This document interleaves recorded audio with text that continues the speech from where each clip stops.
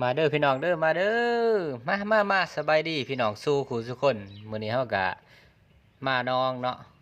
มาน้องมากินปลาเด้อพี่น้องเด้อกินปลานำกันอ้าวแต้มแรกพี่น้องเนาะฮะ1 แต้มไปมาเด้อนี่ได้1 แต้มแล้วพี่น้องมื้อนี้อาจสิมีการซอยกันเกิดขึ้นเนาะพี่น้องเนาะทั้งซอยทั้งปิ่งแล้วมื้อนี้แต้มแรกแหกมานเพิ่นว่ามาเด้อมากินนำกันมื้อนี้มาลงน้องมื้อนี้พี่น้องเนาะนี่อ้าวอันนี้แต้มสองแล้วนี่มีแต่ไซส์งามๆพี่น้องเนาะกับบ่ใหญ่ปานใดไซส์ปานกลางน้องธรรมศาสตร์พี่น้องนี่แต้มสองมากินนำกันเด้อพี่น้องเด้ออยู่ไกลก็ได้บ่ได้เห็นคลิปนี้เนาะเนี่ย2 แต้มว่าแต่ลงนะน้องนี่ก็ได้มีมันมานี่แต้มที่3อู้เขาปลาแหละโอ้มีเขากกบอนบนในป่าก็ได้โอ้หุ่นนะโอ้ห้อยไก่ปลาขี้อ่ะได้นี่พุ่นนะเออตัวนี้แต้มที่3เขาปลาเลยโอ้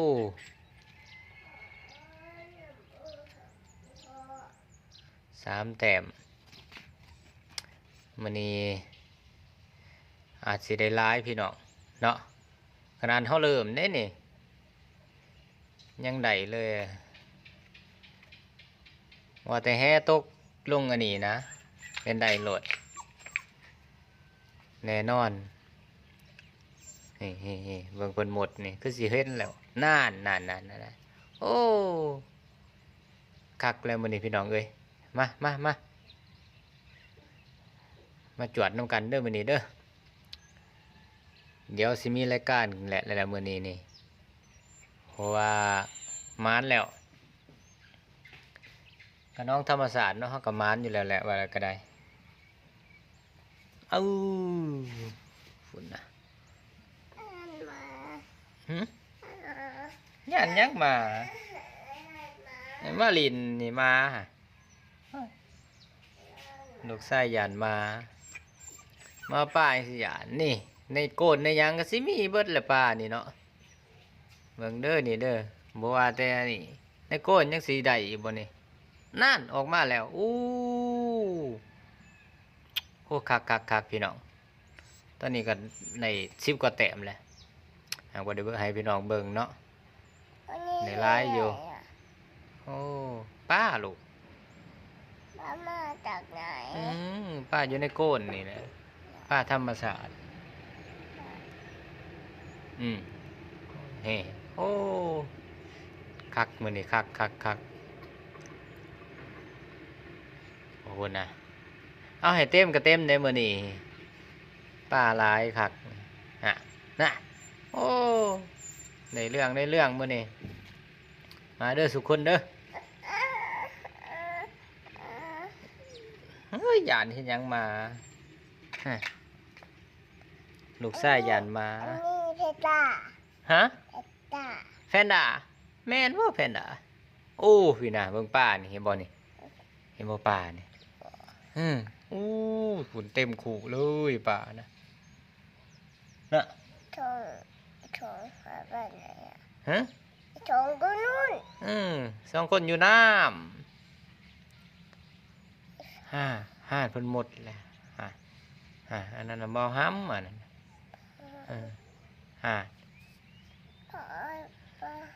เบิ่งสิบ่ฮะนี่เด้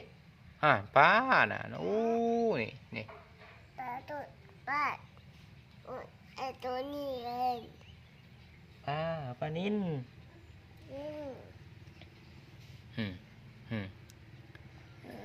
มีสิกินหยัง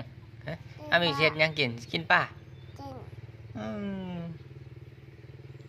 อันนี้คืออะไรเนี่ยให้เพิ่นหวานแฮ่นี่ป้า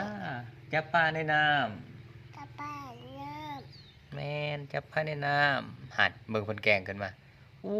ฝุ่นน่ะอ้าวสิลงน้ำแล้วสิลงน้ำแล้วปุ๊บปุ๊บปุ๊บปุ๊บปุ๊บนี่มาเด้อทุกคนเด้อ โอ้ยป้าบ่ตายโอ ป้ายังบ่ตายป้ายังดีดอยู่ลูกอืมอืมอ่าหลังจากที่เฮาอันนี้เอาขึ้นมาแล้วเนาะนี่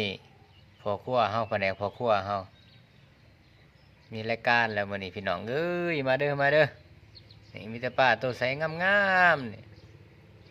ส่วนหลายก็สิมีแต่ปลานิ่นพี่น้องเนาะปลาเกล็ดแหลบก็มีอยู่แต่บ่หลายมื้อนี้ได้ตัวบ่ใหญ่มีแต่ไซส์กลางๆนี่ซอยแล้วมื้อนี้มีซอยแล้วก็มีปิ้งแกมเหลาน้ำแล้วมื้อนี้นี่แผนกครอบครัวเฮาโอ้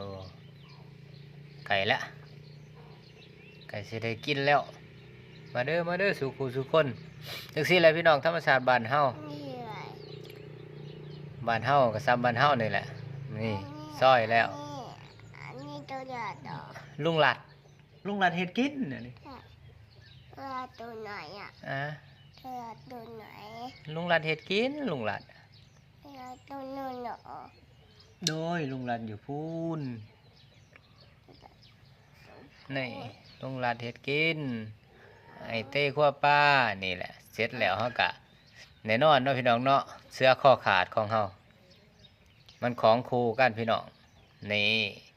ค่ะ ลิ้นเรื่อยๆลิ้นทีๆโหลดเพิ่นว่าเนาะนี่ลูกโดดมาเด้อพี่น้องเด้อมากินนำกัน